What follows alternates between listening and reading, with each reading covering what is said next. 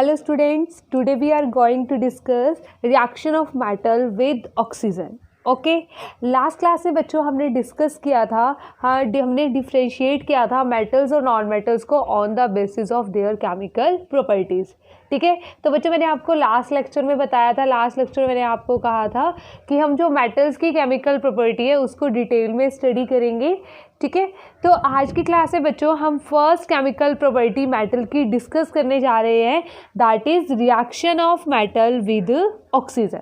Okay तो बच्चों सबसे पहले क्वेश्चन ये अराइज होता है कि हमारे पास जो मेटल है वो ऑक्सीजन के साथ कैसे रिएक्ट करते हैं. ओके तो देखो मेटल ऑक्सीजन के साथ रिएक्ट करने पर बच्चों क्या बनाते हैं, their respective metal oxides. Okay when metal reacts with oxygen then respective metal oxides are formed. Okay एक तो ये चीज़ होगी बच्चों. अब देखो डिफरेंट, अब उसके बाद नेक्स्ट क्वेश्चन क्या अराइज होता है, नेक्स्ट क्वेश्चन अराइज होता है कि क्या सभी की सभी मेटल्स एयर के साथ ऑक्सीजन के साथ रिएक्ट करती हैं. ठीक है, नहीं, इसका आंसर क्या होगा बच्चों, no, all metals do not react with oxygen. ठीक है, तो वो भी ये होता है बच्चों कि जो डिफरेंट मेटल्स होते हैं वो उनकी क्या होती है, डिफरेंट रिएक्टिविटी होती है. ठीक है, ऐसा नहीं होता और ऐसा भी नहीं होता कि जो सभी की सभी मेटल्स हैं वो सेम रेट से ऑक्सीजन के साथ रिएक्ट करती हैं. कुछ मेटल्स स्लोली रिएक्ट करती है, कुछ मेटल्स बहुत ज़्यादा फास्टली रिएक्ट करती है और कुछ मेटल्स बच्चों रिएक्ट करती ही नहीं है. ओके तो हम क्या कह सकते हैं बच्चों, different metal show different reactivity towards oxygen. Different metals show different reactivity towards oxygen. Okay तो अब बच्चों ये जो डिफरेंट रिएक्टिविटी शो करता है टुवर्ड्स ऑक्सीजन, तो ये हम कैसे स्टडी करते हैं, आओ बच्चों इसको हम स्टडी करते हैं मेटल रिएक्टिविटी सीरीज़ की हेल्प से. ओके तो मेटल रिएक्टिविटी सीरीज़ क्या होती है बच्चों, फटाफट लिखो, केदारनाथ का माली आलू ज़रा फीके से पकाता है. और उसके बाद बच्चों हम लिखते हैं चाप. ठीक है, CHAAP. ठीक है, इस तरीके से मैंने आपको लर्न करवाया हुआ है. देखो बच्चों चाप में C किसको रिप्रेजेंट करते हैं, ये CU HG AG AU PT. ठीक है, U फिर GG फिर U और फिर T. ठीक है बच्चों, पहले U GG U और T लास्ट में चाप लिखने के बाद. तो बच्चों ये हमारे पास क्या है, मेटल रिएक्टिविटी सीरीज़ है.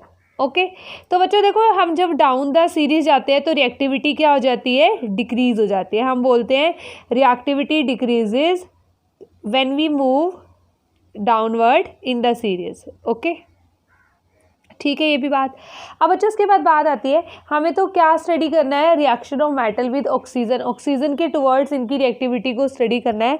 तो बच्चों जो हमारे पास जो पोटाशियम और सोडियम मेटल होती है वो इतनी ज़्यादा रिएक्टिव मेटल है कि ये एयर के साथ क्या रख जाती है, रिएक्ट कर जाती है. They react violently with air.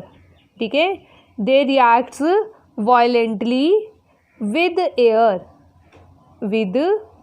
Air या ऑक्सीजन. ठीक है, and even they catch fire when they kept in open. ठीक है, they catches fire when kept in open. ठीक है, तो बच्चों ये क्या है, ये इतनी ज़्यादा रिएक्टिव मेटल्स हैं कि जब हम इन्हें ओपन में अगर हम रख दें तो ये क्या कर सकती है, ये इवन फायर को भी कैच कर लेती है. इट मीन्स वे ऑक्सीजन के टुवर्ड्स ये मेटल्स क्या है, बहुत ही ज़्यादा रिएक्टिव है. ठीक है, तो यही रीज़न होता है बच्चों, इसको हम जो सोडियम और पोटाशियम मेटल्स होती है उनको किस में इमर्ज करके रखते हैं, केरोसिन ऑयल में. ठीक है, because they can catch fire when they are kept in open, that's why they are immersed in kerosene oil for storage के लिए. ओके स्टूडेंट्स, उसके बाद बच्चों हमारे पास देखो इन मेटल, ये मेटल्स आ गई. अभी देखो इन मेटल्स की रिएक्टिविटी क्या हो गई, थोड़ी कम हो गई. ठीक है, तो वो क्या करेंगे बच्चों, they react slowly with oxygen. Okay अब बच्चों इसमें हमें ना अपनी डेली लाइफ में पढ़ते हैं, एल्यूमिनियम के केस में, जिंक के केस में, ठीक है, और लेड के केस में, ठीक है, ये मेटल्स क्या बना लेती है बच्चों, अपने ऊपर एक ऑक्साइड की लेयर बना लेती है, और जो फर्दर वो ऑक्साइड क्या करता है, वो एक प्रोटेक्टिव लेयर का काम करता है, ठीक है। जैसे एल्यूमिनियम के बच्चों आपने देखा होगा कि हमारी डेली लाइफ में हम अटेंसिल्स बनाते हैं, ठीक है, अटेंसिल्स बनाते हैं ना, ठीक है, जिनको हम कुकिंग फूड के लिए भी क्या करते हैं, यूज़ करते हैं, ओके। तो उन्हें क्यों यूज़ करते हैं बच्चों, ठीक है, एल्यूमिनियम भी तो ऑक्सीजन के साथ रिएक्ट करती है, वो भी तो रिएक्टिव मेटल है, ठीक है, वो भी एक रिएक्टिव मेटल है, तो वो भी रिएक्ट करती है। बट बच्चों इसके ऊपर जो एल्यूमिनियम ऑक्साइड की लेयर बनती है वो एक प्रोटेक्टिव लेयर का काम करती है एल्यूमिनियम के लिए, जो एल्यूमिनियम के अटेंसिल्स को फर्दर करोजन से प्रिवेंट करती है, ठीक है। तो करोजन नहीं हो पाता एल्यूमिनियम का, तो यहाँ पे क्या हो जाती है, अ लेयर ऑफ, या हम कह सकते हैं in other words a protective layer of their oxides are formed, ठीक है, a protective layer of metal oxides are formed, on their surface, ठीक है। तो ऐसे ऐसे क्वेश्चन है ना, रीजनिंग में बड़े पूछे जाते हैं ऐसे ऐसे क्वेश्चन, ये आपको पता होना चाहिए, ओके। उसके बाद आता है बच्चों कॉपर भी बर्न नहीं करता, copper does not burn because a layer of copper oxide is formed on the surface of copper, ठीक है। कॉपर बर्न नहीं करता, इसके ऊपर भी क्या बन जाती है बच्चों, एक लेयर बन जाती है, किसकी, कॉपर ऑक्साइड की, because a layer of copper oxide gets formed on the surface of copper, okay students.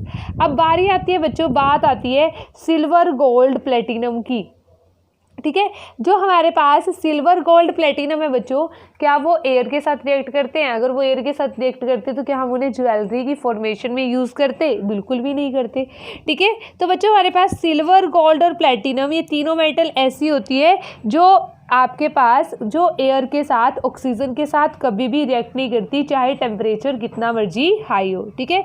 They do not react with oxygen even at high temperature, they do not react with oxygen even at high temperature, okay students। तो अभी तक हमने क्या study किया है इस topic में बच्चों हमने स्टडी किया है कि पहली बात तो मेटल ऑक्सीजन के साथ रिएक्ट करेगा और क्या बनाएगा, देयर रिस्पेक्टिव मेटल ऑक्साइड बनाएगा, ओके, बिल्कुल समझ में आ गई ये बात, ठीक है। सेकंड थिंग बच्चों, सेकंड क्वेश्चन ये राइज होता था कि क्या सभी मेटल सेम रिएक्टिविटी से रिएक्ट करती हैं ऑक्सीजन के साथ, ओके। तो उसका क्वेश्चन, इसका आंसर क्या है बच्चों, नो, ठीक है, क्योंकि कुछ मेटल्स ज़्यादा रिएक्टिव होती है, कुछ मेटल्स कम रिएक्टिव होती है, ठीक है, कुछ मेटल्स बहुत ही कम रिएक्टिव होती है कि वो ऑक्सीजन के साथ रिएक्ट ही नहीं करती, ठीक है। तो यहाँ पे हमने ये चीज़ स्टडी की कि हमारे पास हमने देखा रिएक्टिविटी सीरीज़ के अंदर जो सिल्वर, गोल्ड, प्लेटिनम है वो तो रिएक्ट ही नहीं करती ऑक्सीजन के साथ, चाहे टेम्परेचर कितना मर्जी हाई हो, ठीक है। और सोडियम और पोटेशियम इतनी ज़्यादा रिएक्ट करती हैं कि इवन वो क्या कर लेती है, they catch fire when they kept in open, and that's why they are immersed in kerosene oil, okay. और कुछ मेटल्स ऐसी होती है जिनकी रिएक्टिविटी थोड़ी कम होती है बच्चों, वो अपने ऊपर एक वो रिएक्ट तो करती है, ऑक्साइड भी बनाती है, और उनकी जो ऑक्साइड जो बनती है वो एक प्रोटेक्टिव लेयर का काम करती है, ओके स्टूडेंट्स। तो ये तो थी हमारे पास इस तरीके से इसकी एक्सप्लेनेशन। उसके बाद बच्चों रिएक्शन, ठीक है, आओ रिएक्शन लिखते हैं। फॉर एग्जांपल बच्चों हम कॉपर की रिएक्शन लिखते हैं, कॉपर प्लस ऑक्सीजन, अब तो हमें पता है क्या बनेगा, metal plus oxygen, metal oxide, इसका मतलब बच्चों यहाँ पे क्या बनेगा, copper oxide. What is the formula of copper oxide, CuO, ठीक है। फॉर्मूला मेकिंग में आपको इसके फॉर्मूलाज बनाने आते हैं, तो ये चीज़ मैं आपसे एक्सपेक्ट करती हूँ कि आई थिंक सो ये तो आपको क्लियर ही होगा, ठीक है। एल्यूमिनियम प्लस ऑक्सीजन क्या बनेगा बच्चों, aluminium oxide, and what is the formula of aluminium oxide, Al2O3 होगा बच्चों, ठीक है, क्योंकि एल्यूमिनियम की वैलेंसी कितनी होती है 3 और ऑक्सीजन की वैलेंसी कितनी होती है 2, ठीक है। जैसे हमारे पास बच्चों एल्यूमिनियम की वैलेंसी 3, ठीक है, ऑक्सीजन की वैलेंसी 2, तो इसको क्रॉस इंटरचेंज कर दो तो क्या आ जाएगा Al2O3, ओके स्टूडेंट्स। उसके बाद बच्चों और भी हम लिख सकते हैं, जैसे कि जिंक है हमारे पास, zinc plus oxygen they reacts to form zinc oxide, formula is ZnO। Okay, and sodium when reacts with oxygen formation of sodium oxide will takes place Na2O। ठीक है, अब इसको बैलेंस कर दो बच्चों, हर एक रिएक्शन को आपको बैलेंस करना है जरूर। ठीक है, तो ये आ जाएगा हमारे पास यहाँ पे 2Na O2। ठीक है, तो यहाँ पे भी इसका ट्वाइस कर दो बच्चों, तो हमारे पास यहाँ पे 4 आ जाएगा, 4Na + O2 reacts to form sodium oxide. ठीक है, ऐसे ही बच्चों एल्यूमिनियम वाली रिएक्शन को बैलेंस करो। एल्यूमिनियम वाली रिएक्शन में क्या है, यहाँ पर 3 ऑक्सीजन है। ठीक है, तो यहाँ पे 2 ऑक्सीजन है, तो क्या करो, इसको 3 से मल्टीप्लाई कर दो, 6 हो गया। यहाँ पे इसको बच्चों 2 से मल्टीप्लाई कर लो, ये भी 6 हो गया। तो आप क्या करोगे, यहाँ पे 4 एल्यूमिनियम, तो यहाँ पे भी बच्चों 4 एल्यूमिनियम, 2, यहाँ पे भी 2। तो ये क्या थी बच्चों हमारे पास, reaction of metal with oxygen. ठीक है, अभी ये मत सोचना कि हमारा टॉपिक खत्म हो गया, इसी टॉपिक में बच्चों हम एक और चीज़ डिस्कस करेंगे। अब बच्चों ये मेटल ऑक्साइड बनते हैं ना, ये क्या होते हैं, they are basic in nature. Okay students, metal oxides are basic in nature. ठीक है, बट आप यहाँ पे एक बड़ी अच्छी चीज़ स्टडी करोगे, कुछ मेटल ऑक्साइड्स बच्चों हमारे पास क्या होते हैं, they are amphoteric in nature. Okay students, तो हम क्या कहते हैं, metal oxides are basic in nature. ठीक है, अगर बच्चों ये बेसिक है नेचर में, तो ये क्या करेंगे, ये एसिड के साथ रिएक्ट करेंगे, और एसिड के साथ रिएक्ट करने पर बच्चों ये क्या बना देंगे, आपके पास सोल्ट एंड वाटर बना देंगे। ओके, ये चीज़ तो आपको समझ में आती है। ठीक है, बट बच्चों कुछ एग्जांपल्स हमारे पास क्या होते हैं, हमने क्या कहा, एम्फोटेरिक ऑक्साइड्स। ठीक है, आप ये सोच रहे होंगे कि अब ये क्या आ गया। ठीक है, एम्फोटेरिक ऑक्साइड्स, तो बच्चों बहुत ही आसान है, कहते हैं ना कि कुछ एक्सेप्शन होती है, कुछ चीज़ें हटकर होती है। ठीक है, कुछ चीज़ें हटकर होती है। ठीक है, तो वही कहते हैं ना कि, और केमिस्ट्री में तो ऐसा चलता ही है कि मतलब आपके पास एक्सेप्शन कहीं ना कहीं आ ही जाती है। ठीक है, वैसे तो सारे मेटल ऑक्साइड्स क्या होते हैं बच्चों, बेसिक इन नेचर, बट कुछ मेटल ऑक्साइड्स होते हैं जो क्या होते हैं, amphoteric in nature. Amphoteric oxides क्या होते हैं बच्चों, amphoteric oxides are those substances which can react with both acid as well as base.